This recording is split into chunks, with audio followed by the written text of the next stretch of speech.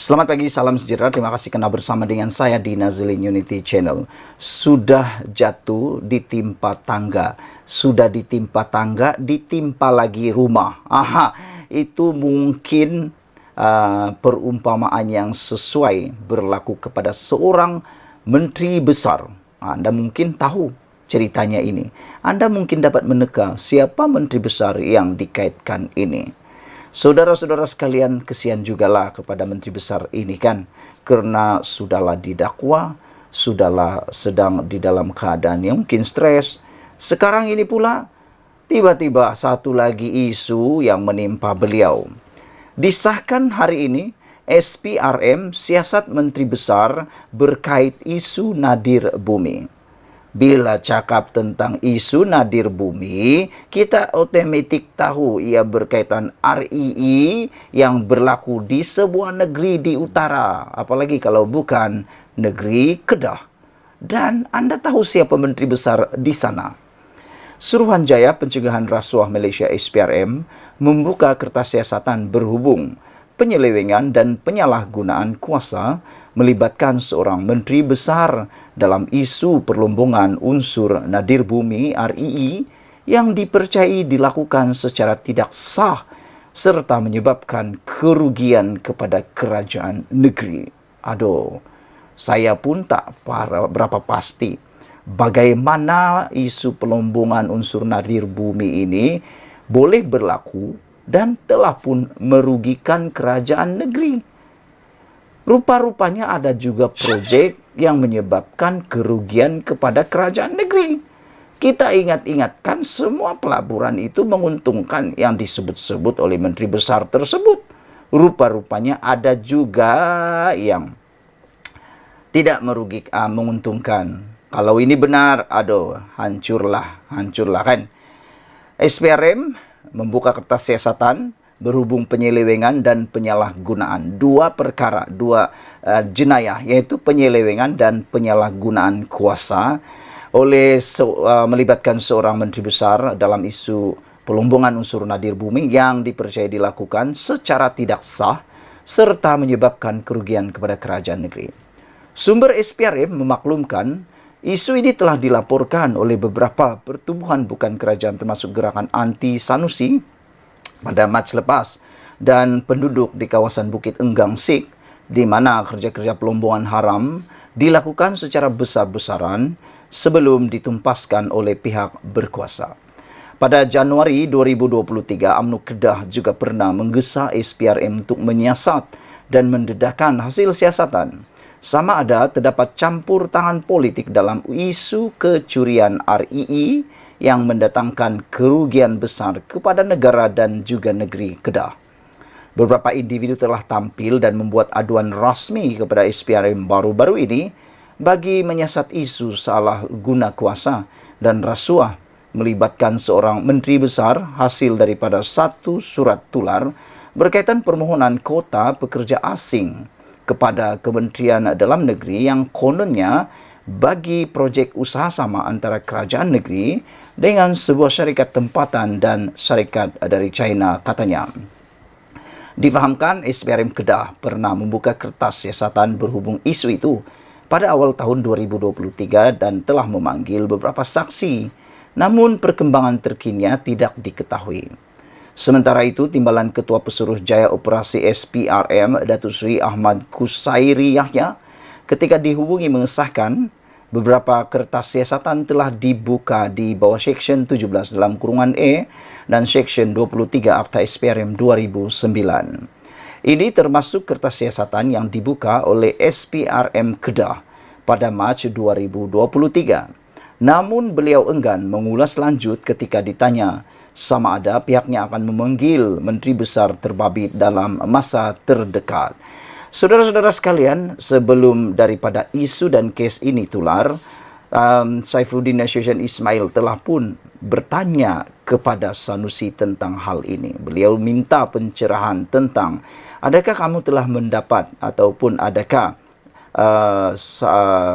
anda telah mendapat sila sahkan penerimaan surat dakwaan bahawa telah mendapat kompaun RM500,000. Kita tunggu komen dan respon daripada Menteri Besar Kedah tentang perkara ini. Sekian dulu Malaysia Kita Punya, kita jaga sama-sama, cintai Malaysiaku. Bye-bye. Selamat pagi, salam sejahtera. Hangat di media sosial sekarang ialah apabila kononnya tindakan pendakwaan kepada Sanusi ialah pendakwaan terpilih. Ada juga yang mengatakan bahawa PDRM menangkap Sanusi tanpa ada belas kasihan. Ada juga yang mengatakan bahawa tindakan polis menangkap Sanusi di awal pagi adalah tidak betul. Tapi ini adalah salah.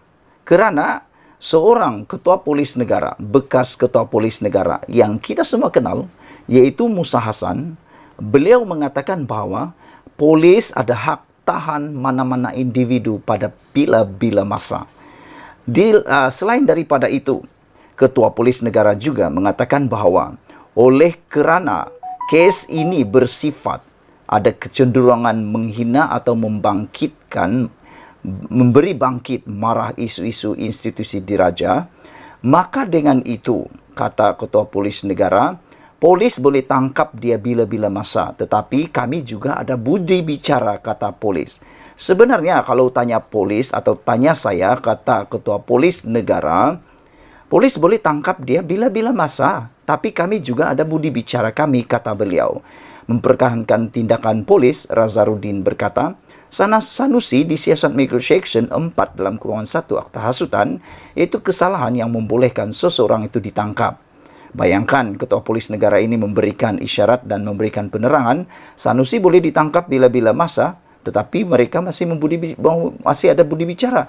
Bayangkan kalau polis tangkap dia masa ceramah Perikatan Nasional. Pun boleh juga. Tapi Ketua Polis kata, kami ada budi bicara. Kami hanya menahan Menteri Besar Kedah itu sementara. Kedah itu selepas kami bimbang, dia mungkin tidak hadir ke mahkamah hari ini, kata Ketua Polis Negara. Menurut pegawai tertinggi polis diraja Malaysia itu, selepas menahan Sanusi awal pagi tadi, polis turut merakam kenyataannya berhubung satu lagi kes yang sedang mereka siasat. Namun demikian, pernyataan dan juga penjelasan daripada Musa Hassan, bekas Ketua Polis Negara, juga menarik perhatian kita. Polis Diraja Malaysia PDRM mempunyai hak untuk menahan individu berdasarkan siasatan yang dijalankan, kata Musa Hassan. Bekas Ketua Polis Negara Tan Sri Musa Hassan berkata, dalam bidang kuasa PDRM, pihak terlibat boleh menahan mana-mana individu berdasarkan undang-undang yang sedia ada. Walaupun individu berkenaan boleh dipanggil untuk tampil, namun PDRM boleh membuat keputusan berdasarkan budi bicara dan perbincangan untuk menahan individu itu pada bila-bila masa, kata beliau lagi. Jadi, kenapa anda dengar kata-kata orang politik? Mereka tidak menjaga PDRM. Yang menjaga PDRM itu ialah Ketua Polis Negara dan mereka tahu undang-undang, mereka tahu berkaitan dengan perkara atau SOP, Standard Operasi Prosedur daripada PDRM. Mereka tahu. Dan Ketua Polis Negara ini pun tahu. Saya secara pribadi tentang hal menangkap atau berkaitan dengan SOP polis, percayalah pada Ketua Polis Negara. Kenapa nak dengar orang politik? Orang politik ni kan paling banyak menggunakan isu-isu itu untuk mempertahankan diri. Jadi, kenapa anda nak percaya pada orang politik? Yang bising di luar sana itu bukan polis Diraja Malaysia, tapi ahli-ahli politik.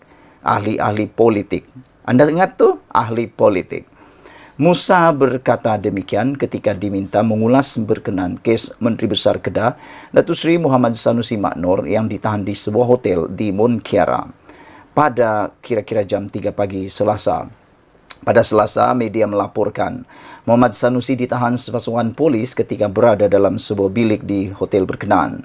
Beliau kemudian dibawa menaiki sebuah kenderaan pacuan 4 roda milik pasukan polis diiringi kenderaan lain menuju ke Ibu Pejabat Polis Daerah Gombak. Satu video penahanan Muhammad Sanusi berdurasi 2 minit 50 saat kini tular di media sosial. Polis mengesahkan Muhammad Sanusi ditahan untuk menghadapi pertuduhan di mahkamah mengikut Akta Hasutan. Ketua Polis Negara Tan Sri Razarudin Hussein dilaporkan berkata, Pasukan Unit Siasatan Jenayah Terkelas USJT D5 Jabatan Siasatan Jenayah Bukit Aman menahan Menteri Besar Kedah itu. Saudara-saudara sekalian, itu penerangan yang paling kita tunggu-tunggu daripada orang yang berkecuali, yaitu bekas Ketua Polis Negara. Ikuti terus ulasan selepas ini. Jangan lupa tinggalkan komen Anda, share video ini. Kita jumpa lagi. Malaysia kita punya, kita jaga, sama-sama cintai Malaysiaku. Selamat pagi, salam sejahtera. Terima kasih karena bersama dengan saya di Nazilin Unity Channel. Yang menular di video TikTok dan macam-macam sekarang ini ialah apabila walaun penyokong-penyokong Sanusi mengatakan bahwa tindakan menahan Sanusi di awal pagi ada kesamaan dengan Anwar Ibrahim.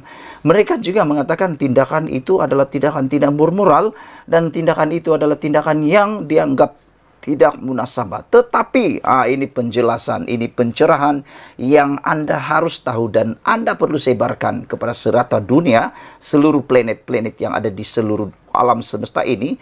Rupa-rupanya ini yang berlaku menyebabkan Sanusi ditangkap di awal pagi.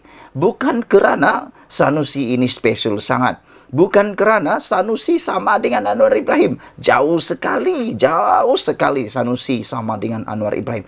Tak sama langsung. Ia seperti bumi dan langit. Tak sama langsung. Kerana kesnya ialah Sanusi sebenarnya, kenapa dia ditangkap pada awal subuh? Kerana kesilapan dan tindakan Sanusi sendiri. Ini dinyatakan sendiri oleh Ketua Polis Negara. Nak percaya siapa? Sanusi kah ataupun Ketua Polis Negara? Dan Ketua Polis Negara mempunyai bukti bahawa Sanusi ditahan awal pagi lepas semua panggilan polis kena reject.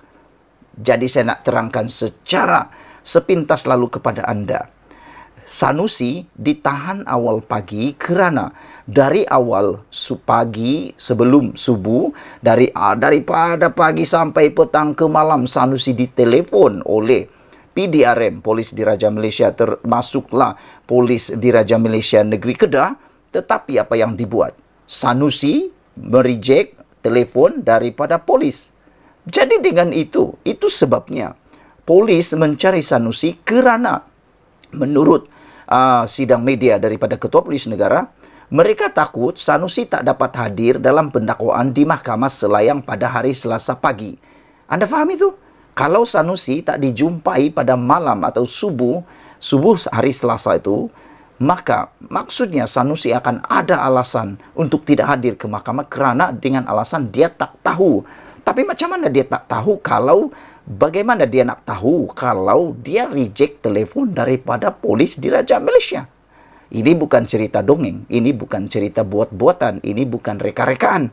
Tapi Ketua Polis Negara sendiri, dan saya yakin setiap panggilan yang dibuat oleh Polis Diraja Malaysia mempunyai rekod dan direkam. Maka dengan itu, kalau Sanusi rasa dia dibohongi, kalau Sanusi rasa dia dianiai oleh PDRM, kerana PDRM kata Sanusi ditahan awal pagi lepas semua panggilan polis kena reject, dan kata Sanusi pula dia tak dihubungi, Sanusi bolehlah menyaman PDRM. Tapi saya rasa dengan berbuat demikian, Sanusi akan menjerat diri sendiri kerana pasti PDRM mempunyai rekod panggilan. Polis hari ini menjelaskan Muhammad Sanusi Maknur ditangkap awal subuh atau awal pagi selepas beberapa panggilan telefon yang dibuat kepada Menteri Besar Sementara Kedah itu ditolak. Menurut Ketua Polis Negara Razarudin Hussein, pihak berkuasa pada awalnya meminta bantuan daripada Kedah semalam. Namun ahli politik terbabit didapati tiada di negeri itu. Sanusi ke mana? Sanusi bukan melarikan diri. Betullah dia tak melarikan diri. Tapi dia pergi ke Selangor untuk kempen di sana. Kemudian, kata Ketua Polis Negara, mereka mendapat tahu Sanusi akan hadir untuk satu program bersama Astro Awani pada jam 10 malam. Namun, pemantauan yang dibuat mendapati tiada kelibatnya di situ. Justru, usaha menghubungi Sanusi bagi memaklumkan keperluan dia hadir ke mahkamah. Di mahkamah telah dibuat melalui telefon, tetapi ia gagal apabila semua panggilan berkenan ditolak alias direject. Panggilan juga dibuat kepada Setiausaha Sulit Kanan dan Setiausaha Politik beliau. Namun, semua panggilan tersebut direject atau ditolak, katanya pada sidang media khas di Bukit Aman petang ini. Maka dengan itu kita ada 3 bukti yang menunjukkan Sanusi mereject telepon daripada polis di Raja Malaysia. Dan telepon daripada PDRM ini sebenarnya hanya untuk mengingatkan Sanusi bahawa beliau perlu hadir ke Mahkamah Session di Selayang untuk mendengar pendakwaan terhadap beliau. Namun, oleh kerana tidak boleh dihubungi, maka polis terpaksa bertindak untuk mencari beliau dan membawa ke untuk ditahan supaya beliau benar-benar sah muktamad untuk dapat hadir ke mahkamah pada hari Selasa kemarin. Dan bukti yang kedua ialah apabila Setiausaha Sulit Kanan Sanusi juga telah pun ditelepon. Tetapi yang hairannya, mengapa Setiausaha Sulit Kanan Sanusi ini pun reject telefon tersebut? Lepas tu polis telefon lagi Setiausaha Politik beliau pula. Ini pun reject telefon juga. Kita boleh terimalah kalau kata Sanusi itu sibuk. Ialah Sanusi itu kan menteri besar yang cemerlang. Dia kan menteri besar yang bagus. Dia kesana kesini untuk menjadi hero, wira kepada Perikatan Nasional yang dikatakan paling pintar, bijaksana. Dia sibuk, tak apalah. Tapi takkanlah Setiausaha Sulit Kanan dia tidak pula dapat menyambut telefon. Apa sibuknya dia? Sehingga juga Setiausaha Politik. Ini Setiausaha Politik boleh kata orang yang memegang telefon yang bersama dengan Sanusi sepanjang waktu. Tapi kenapa dia pun reject telefon daripada PDRM? Dan lebih mengejutkan lagi, mereka tak telefon semula PDRM. Takkanlah mereka tak tahu rekod nombor telefon PDRM. Lebih-lebih lagi yang melibatkan kes sekarang. Tapi mereka tak telefon semula. Adakah itu tindakan sengaja? Dan mengejutkan kita apabila turut hadir di dalam sidang media itu ialah Timbalan Ketua Polis Negara Ayub Khan Maidin Piche.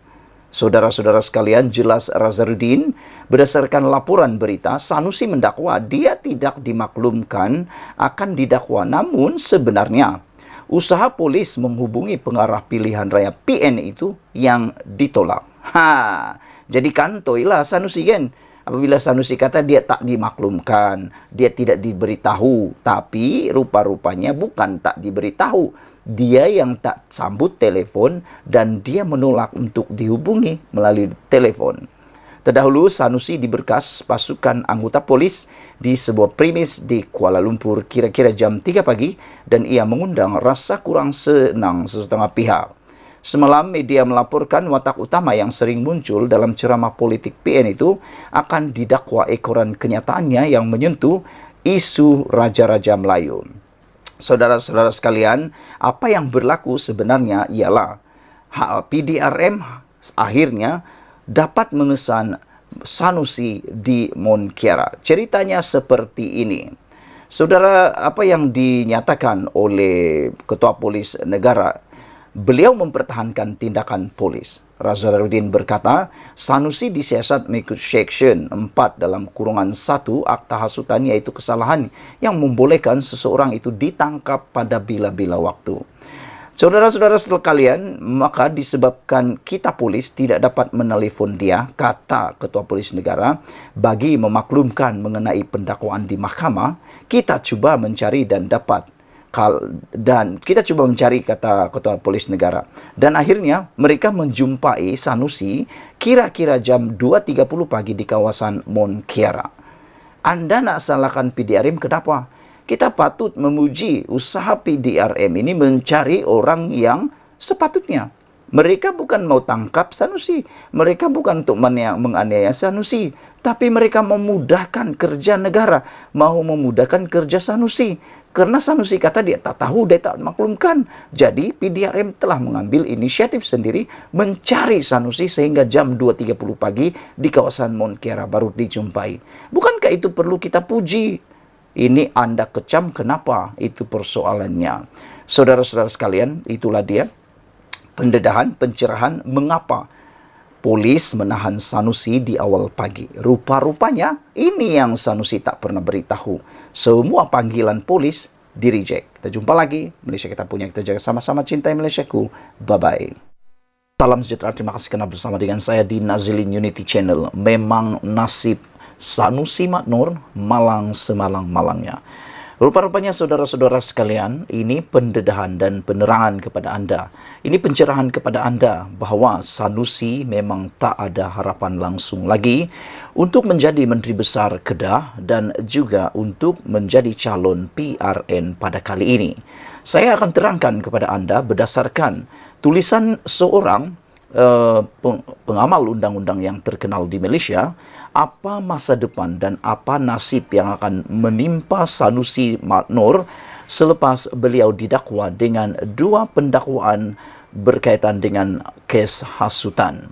Saudara-saudara sekalian, ada yang menjangkakan Tuan Mat Tuan Ibrahim, Timbalan Presiden PAS, mengatakan bahawa Sanusi akan terus dicalonkan sebagai calon utama dalam PRN di Kedah. Rupa-rupanya ini menjadi kerisauan besar kepada penganalisis politik kerana mereka kata nasib Sanusi memang di hujung tanduk, dan kalau Sanusi kalah di dalam pertuduhan berkaitan dengan hasutan tersebut, Sanusi sah akan hilang status Menteri Besar dan adun jika beliau akan didapati bersalah dalam 2 pertuduhan itu. Saudara-saudara sekalian, Menteri Besar Kedah, Datuk Seri Muhammad Sanusi Maknur, tidak bermasalah untuk bertanding pada pilihan raya DUN Kedah nanti, walaupun berdepan 2 pertuduhan di bawah akta hasutan di Mahkamah Session Selasa lalu. Bagaimanapun, Peguam Muhammad Hanif Katri Abdullah berkata, penyandang Dewan Undangan Negeri DUN Jeneri itu berisiko hilang status sebagai Menteri Besar Kedah dan kerusi DUN yang mungkin dimenangi beliau pada PRN nanti. Jelasnya, senario itu hanya benar-benar berlaku jika Sanusi sabitkan bersalah dan dijatuhkan hukuman melebihi hak atau had hukuman yang membawa kepada ketidaklayakan untuk menjadi wakil rakyat.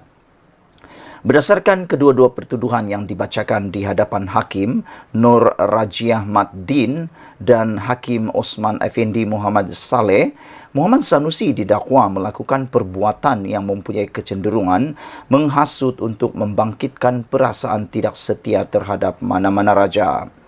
Pendakwaan mengikut perenggan 4 dalam kurungan 1 kurungan E Akta Hasutan 1948 Akta 15 yang boleh dihukum di bawah subsection 4 dalam kurungan 1. Akta yang sama memperuntukkan denda maksimum RM5,000 atau penjara maksimum 3 tahun atau kedua-duanya sekali jika sabit bersalah. Meskipun hipotesis kemungkinan Sanusi bersalah bersifat pramatang, tetapi amat penting untuk mengetahui beliau berisiko besar terdedah kehilangan kerusi pilihan raya yang bakal dimenanginya pada PRN Kedah, maupun jawatan Menteri Besar yang dijangka kekal disandang beliau jika PN kekal mentadbir Kedah. Jangkaan itu terpakai sekiranya kadar hukuman dijatuhkan terhadap beliau melebihi syarat kelayakan wakil rakyat di bawah perkara 48 dalam kurungan 1 kurungan I Perlembagaan Persekutuan yang memperuntukkan individu itu hilang kelayakan sebagai ahli parlimen jika disabit kesalahan dan dihukum penjara lebih setahun atau denda tidak kurang daripada RM2,000 serta tidak mendapat pengampunan bebas. Peruntukan sama turut wujud di bawah perkara 47 pasal 1 dalam kurungan I Perlembagaan Undang-Undang Tubuh Negeri Kedah. Namun, saya percaya Muhammad Sanusi masih boleh mempertahankan diri dengan pendakwa raya perlu menunjukkan bukti kukuh, ujarnya. Ujar Muhammad Katri Abdullah kepada Sinar Premium pada hari Selasa lepas.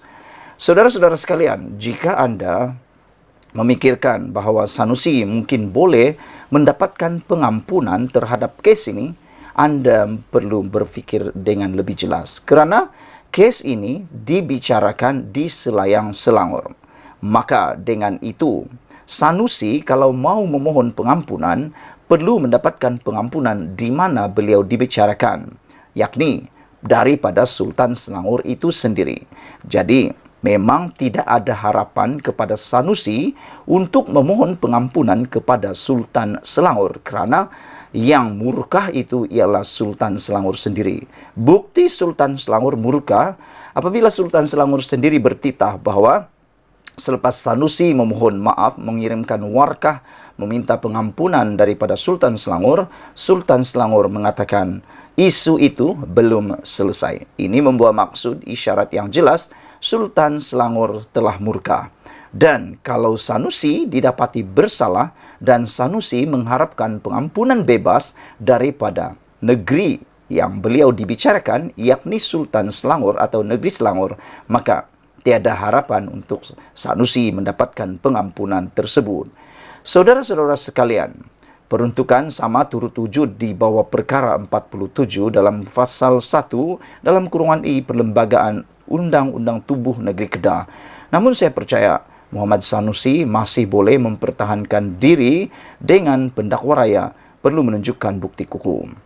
Mengulas dakwaan Muhammad Sanusi bahawa ia cubaan pembunuhan karakter politik, Muhammad Hanif Katri menjelaskan pengarah pilihan raya Perikatan Nasional PN itu boleh membangkitkan perkara tersebut sewaktu perbicaraan mahkamah berlangsung.